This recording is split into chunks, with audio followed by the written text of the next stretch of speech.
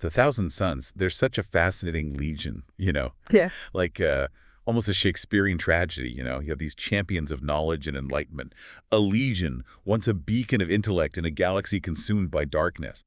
But, as with so many stories from the grim darkness of the far future, chaos enters the picture. It is the classic tale of hubris, right? They sought to master the very forces of the universe, but instead, they were enslaved by the most unpredictable and fickle power imaginable. Chaos. And it's funny, well, ironic, I guess, where it really kicks in. They were obsessed, utterly obsessed with knowledge and control, two things that are completely antithetical to the ever-changing whims of Tzeentch, the chaos god that they ended up serving. That's what makes them so compelling to study, even amongst all the other traitor legions. You look at their home world, Prospero, for example, and it was once a paradise for scholars and psychers, a place where knowledge and psychic power were not feared, but celebrated, revered even. And then even before their fall, they were afflicted by the flesh change. These horrific mutations that served as a physical manifestation of the dangers inherent in their pursuit of forbidden knowledge. And then, of course, you have the rubric of Ahriman, a desperate spell cast with, well, noble intentions, but ultimately resulting in the majority of the Legion becoming nothing more than soulless suits of armor. It really does make you wonder, right? Were those trapped souls saved or damned by that spell? It's a question that has plagued Thousand Sons scholars for millennia. Let's go back to the beginning. The Thousand Sons were the ex-Fifth Legion created by the Emperor on Terra. And from the very start, they were different. Every single member was born with psychic abilities, which made them incredibly powerful weapons, but also made them objects of fear and suspicion. Their Primarch, Magnus the Red, was, well, he was larger than life. A towering Cyclops. Literally embodied the Legion's strengths and their weaknesses. He was a brilliant scholar and a master of the warp. But he was also prone to arrogance and recklessness. Well, Magnus's personality definitely played a part in their fate. You see, the Thousand Sons' reliance on psychic powers in warfare was a point of contention with the other legions. Especially the Space Wolves, who viewed their methods as cowardly and dishonorable. This rivalry between the Space Wolves and the Thousand Sons, I mean, it's the stuff of legends. But we are getting ahead of ourselves. It's important context, though. This distrust, this suspicion, it came to a head at the Council of Nikia, where the Emperor, out of fear of unchecked psychic power, formally banned the use of sorcery. This was a monumental turning point for the Thousand Sons. Imagine being told to abandon the very thing that defines you, the thing that makes you unique. You can understand, I think, why they might harbor some resentment. Right.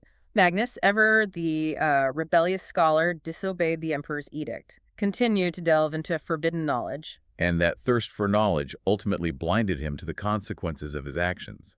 His attempt to warn the Emperor about Horus's treachery using his psychic powers backfired spectacularly. Which led directly to the fall of Prospero. The Space Wolves, manipulated by Horus, launched a devastating attack on the Thousand Sons' homeworld. It's heartbreaking, really. Magnus was trying to be loyal to the Emperor, yet his actions caused the very destruction he was trying to prevent. The irony is almost unbearable. And the attack on Prospero was more than just a battle. It was a clash of diametrically opposed philosophies. The scholarly Thousand Sons against the ferocious Space Wolves. This clash culminated in a duel between their Primarchs, Magnus and Leman Russ, and the outcome of that fight sealed the fate of the Thousand Sons. Magnus, defeated and broken, fled into the Eye of Terror with what remained of his legion, and settled on the planet of sorcerers.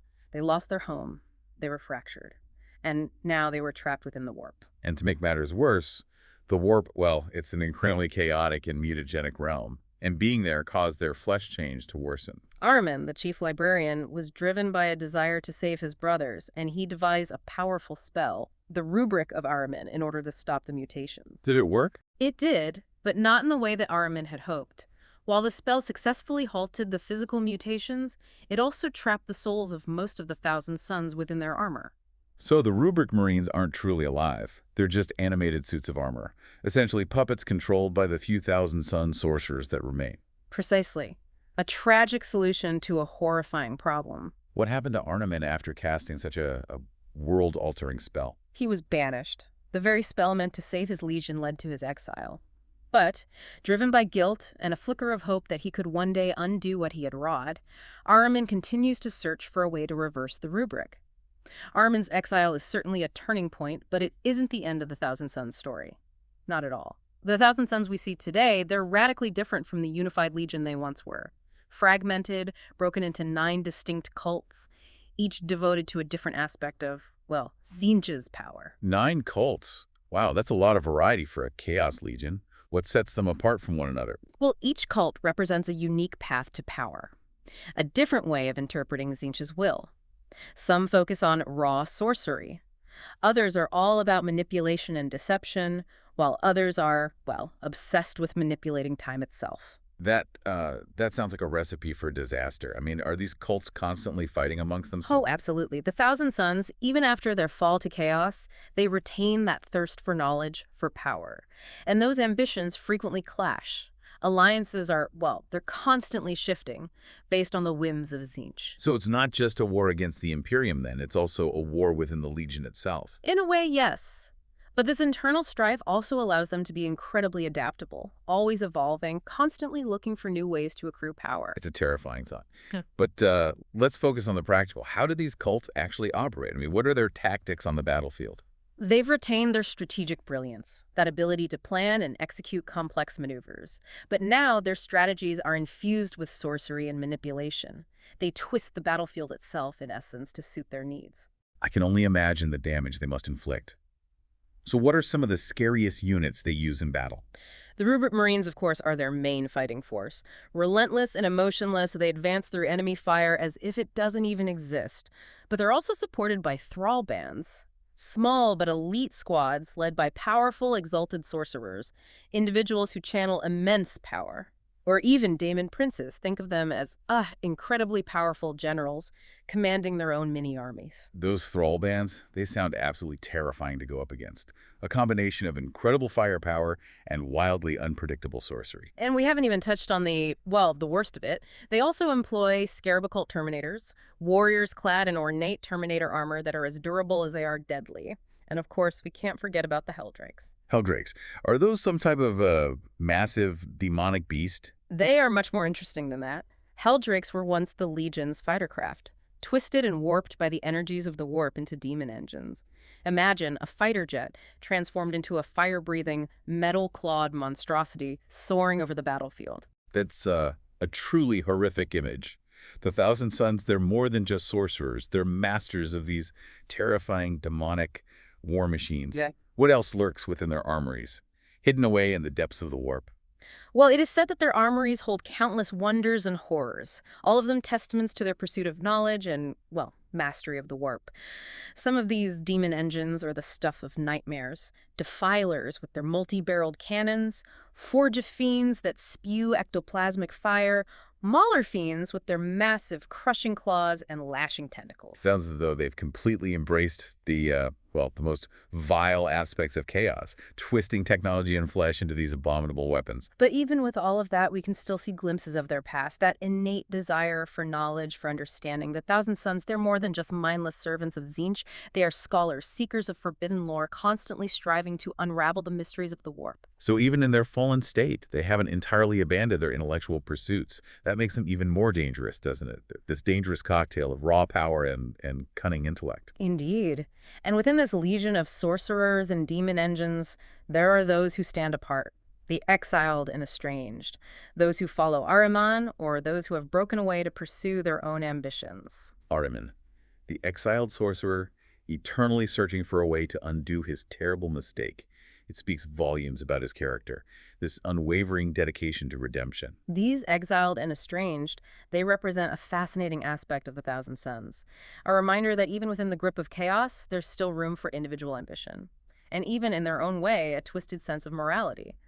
His motivations are shrouded in mystery, but Ahriman's actions, his unwavering pursuit of knowledge, it leads me to believe that he holds the key to understanding the ultimate fate of the Thousand Sons.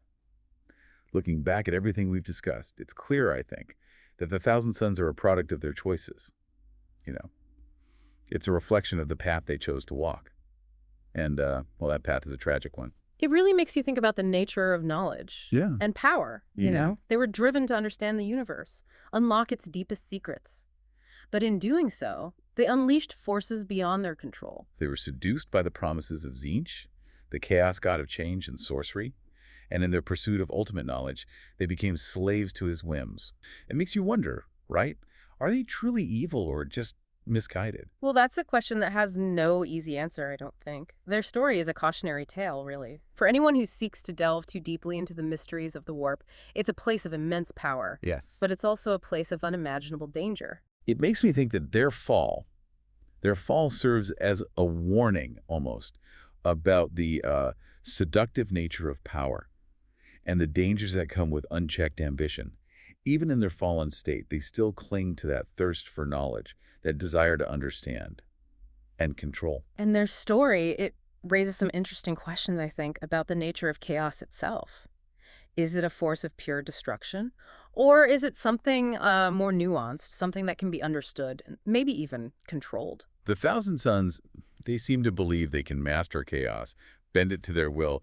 But is that even possible, or are they just, deluding themselves? Only time will tell, I suppose. But one thing is for certain, the Thousand Sons, well, they will continue to be a force to be reckoned with in the galaxy. They are a legion of sorcerers and demon engines, forever seeking to reshape reality to their own twisted desires. It's a chilling thought, but also captivating, right? The Thousand Sons, they're a reminder that knowledge can be both a blessing and a curse. And their saga is a testament, I think, to the enduring power of ambition, the allure of the forbidden, and the tragic consequences of choices made in the pursuit of ultimate power. What do you think? What do you think the future holds to the Thousand Sons? Will they ever find a way to break free from Tzeentch's grasp? Or are they doomed to wander the warp for all eternity? That's a mystery for the ages, but I think it's safe to say that their story, it's far from over. Well, I think that about wraps up our look at the Thousand Sons.